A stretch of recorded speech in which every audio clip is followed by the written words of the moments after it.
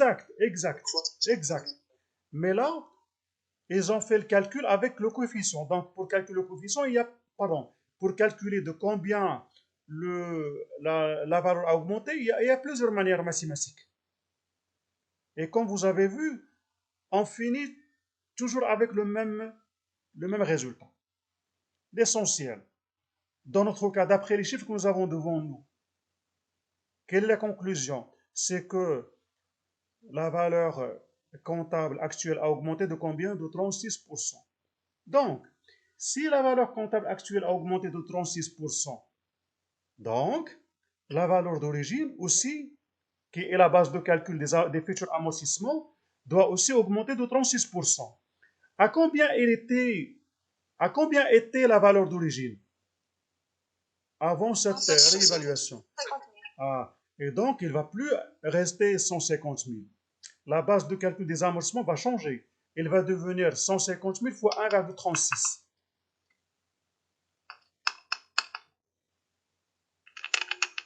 Monsieur, Oui, oui. et même, je pense même le cumul des amortissements, il faut qu'il soit Exact, exact, exact.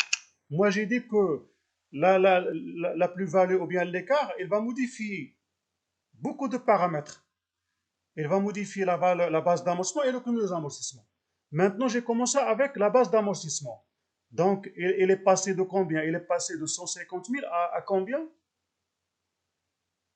204 000. Donc, 204 000. certes, il a augmenté. Il a augmenté de combien? 36%. Là, le montant. De 36%. Le montant, le montant. Le montant avec lequel 54 000. 54 000. 54 000. Très bien. Donc, l'immobilisation a augmenté de 54 000. Comptablement, qu'est-ce que je dois faire dans ce cas? C'est très simple. Je débite Débiter l'immobilisation. avec 54 000. Est-ce que c'est pas ça? Oui. Oui, monsieur. Très Oui, bien. monsieur. Alors, maintenant, le deuxième paramètre aussi qui doit être modifié, c'est le cumul aux amortissements. Les amortissements. Il doit rester en harmonie avec la nouvelle. Il doit être en harmonie avec la nouvelle base d'amortissement. À quoi était égal? Monsieur. Oui, oui, Monsieur, oui. monsieur, cela seulement, on est toujours dans les normes internationales. C'est pas marocain, Khaïr. Non, moi j'ai dit que cette séance elle est un peu spécifique parce que j'ai décidé de traiter avec vous des éléments relatifs aux normes comptables internationales. Oui, monsieur. D'accord? Alors j'enchaîne. Très bien. Donc j'ai dit que après, on doit respecter cette proportionnalité et cette harmonie entre quoi et quoi? Entre le cumul aux amortissements et la base d'amortissement. Avant, à quoi était égale la valeur d'origine? Avant la réévaluation. Très bien. Avant la réévaluation, à quoi était égal le cumul aux amortissements? 100 000. 100 000. Très bien. Et là, pour aller un peu vite, on a un coefficient de combien? De 1,36. Ça veut dire quoi ça? Ça veut dire qu'après la réévaluation, bien suite à la réévaluation, le cumul aux amortissements doit aussi augmenter de 36%. Donc, à quoi serait égal le nouveau cumul aux amortissements? 136 000. Et donc, le cumul aux amortissements, elle a fait quoi? Elle a augmenté. Avec combien? 36 000. 36 000. Donc, je répète la phrase. Le cumul aux amortissements a augmenté avec 36 000. Donc, je parle ici du compte 28, amortissement des immobilisations. Et je rappelle que le compte 28 qui s'appelle amortissement des immobilisations, c'est un actif soustractif. Il fonctionne comme le passif, comme la lettre V. Dans ce cas, il a augmenté. Très bien, exact. Je vais le créditer. Donc, l'écriture devient comme suit. On débite l'immobilisation avec 54 000. 50. Et puis, 54 000. on crédite amortissement avec 36 000. 30 000. Et puis, on crédite l'écart de réévaluation avec 18 000. Et là, pour être rassuré, on doit vérifier est-ce que justement on a respecté le principe de la partie double. Oui, monsieur. Très bien. Oui. Alors, la manière avec laquelle maintenant j'ai fait l'enregistrement n'est pas la seule. Cette manière avec laquelle j'ai fait maintenant l'enregistrement n'est pas la seule. Il y a une autre manière. La manière avec laquelle maintenant j'ai fait cet enregistrement s'appelle comment? Vous avez le titre en haut. Vous avez le titre en haut en gras. Constatation de l'écart. L'ajustement de la valeur. Est-ce que vous voyez le titre en haut? Des immobilisations et des amortissements cumulés. Ah. Donc ici, est-ce que j'ai comptabilisé l'écart? Oui, mais tout Oui. en sauvegardant quoi? La proportionnalité entre quoi et quoi? Entre La les valeur de l'immobilisation. et quoi? Et les immo? Le cumul d'amortissement et la valeur. D'accord. Donc ça, c'est une méthode. Parce que vous faites attention, il est possible qu'on vous demande de faire l'écriture comme conséquence de quoi d'un écart, mais on vous exige la manière. Parce qu'il n'y a pas uniquement cette manière. Il y a une autre manière. C'est ce qu'on va voir tout de suite. Oui. Voici donc la deuxième manière.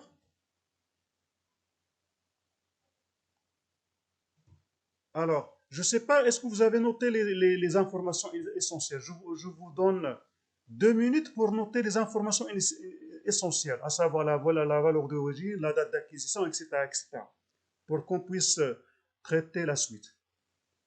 Une fois vous prenez note, vous me le dites pour que je fasse la suite.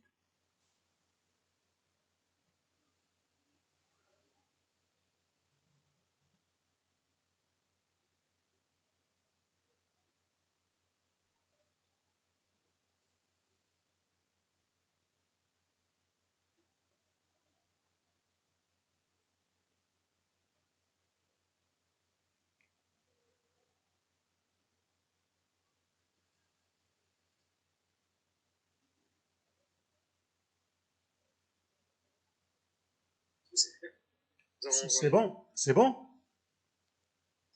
Oui, c'est bon. Très bien. Alors maintenant, la deuxième méthode. La deuxième méthode se base sur 2 points. Le premier, c'est que je vais annuler le cumul antérieur des amortissements. Dans notre cas, à quoi était égal, si vous voulez, le cumul des amortissements avant? C'est 100 000. 100 000. Je l'annule. Comment je vais l'annuler? Tout à l'heure, j'ai dit que... Oui, oui. Oui, mademoiselle. Je débite amortissement et je fais quoi? Je crédite l'immobilisation. Immobilisation. Oui. D'accord.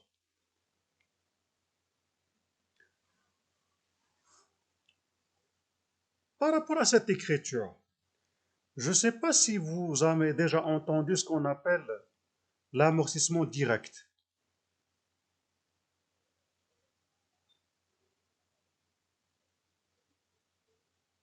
Non? J'explique. Nous avons acquis un matériel de transport. Le 1er janvier, 100 000. Durée de vie égale à 5 ans. Je répète, nous avons acquis un matériel de transport avec 100 000 dirhams. La durée de vie égale à 5 ans. À quoi est égale la dotation aux amortissements? 20 000. 20 000. Très bien. Si on vous demande de nous faire l'écriture de la dotation à la fin de l'année, vous allez faire quoi?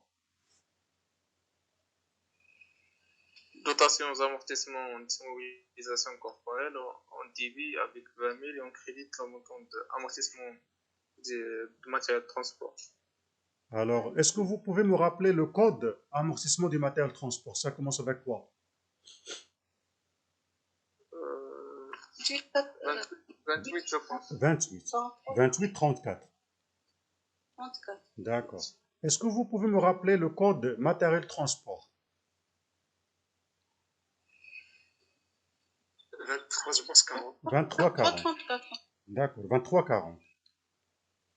Donc, la manière avec laquelle vous avez comptabilisé l'opération de dotation, elle est classique. C'est celle avec laquelle on doit faire l'enregistrement. Qu'est-ce que ça veut dire enregistrer dotation de manière directe, ou bien avec la manière, ou bien avec le mode direct? C'est de ne pas utiliser 28. C'est-à-dire, je vais à la fin de chaque année, je vais créditer le compte 2340 lui-même. C'est-à-dire que je vais débiter dotation, mais au lieu de créditer 28,34, je vais créditer le compte lui-même. Je crédite 23,40. 40. Et à la fin de l'amortissement, le 23,40 va être soldé. Ça s'appelle comment? Amortissement Direct. direct. J'espère que ce point, est-ce qu'il est aussi clair? Oui, monsieur, c'est clair. Très bien. Alors, le raisonnement de cette écriture, c'est comme si, après un nombre d'années de pratique d'amortissement avec la manière normale, je demande, ou bien j'avertis le comptable qu'elle faisait son enregistrement de manière fausse. C'est comme si je dis à mon comptable, normalement, dès le début, vous auriez dû faire la comptabilisation de vos amortissements de manière directe, alors que vous l'avez fait avec la manière classique. Et là, je demande à mon comptable de faire la rectification. Mon comptable, d'après cette hypothèse, il avait commis deux erreurs. La première erreur, il avait crédité un compte à tort. Il avait crédité un compte à tort. Lequel? Immobilisation. Amortissement. C'est-à-dire 28 ou bien 23? 28. 28. Il l'avait crédité à tort avec un montant total de combien? 100 000. Donc je lui demande de rectifier. Comment? De le débiter avec Exact. le compte. Exact. Il va le débiter. Mon comptable avait encore commis une autre erreur en manquant de faire l'amortissement direct. Laquelle? Normalement, elle aurait dû débiter chaque fois, pardon, normalement, elle aurait dû chaque fois créditer le compte 2340. Elle ne l'a pas fait. Je répète la deuxième erreur que lui, il a fait d'après notre supposition, d'après notre hypothèse, que notre comptable avait toujours, par erreur, manqué, manqué à créditer le compte 2340 parce que j'estime que lui, il devait faire l'amortissement direct. Donc normalement, il devait quoi faire? Il devait créditer quel compte? Il devait créditer le compte 2340. Il ne l'a jamais fait. Donc lui, à tort, il a manqué à créditer le compte 2340 avec 100 000. Et là, je l'oblige à corriger sa deuxième erreur. Comment?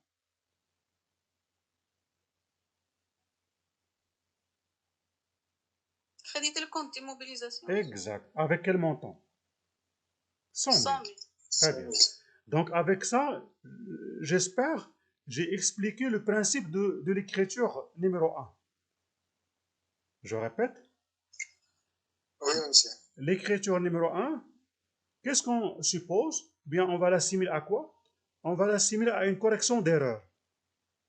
C'est-à-dire que le comptable, jusqu'à maintenant, avait, pour l'enregistrement de ses dotations, avait pratiqué le système classique. Normalement, il devrait faire la comptabilisation avec le mode direct.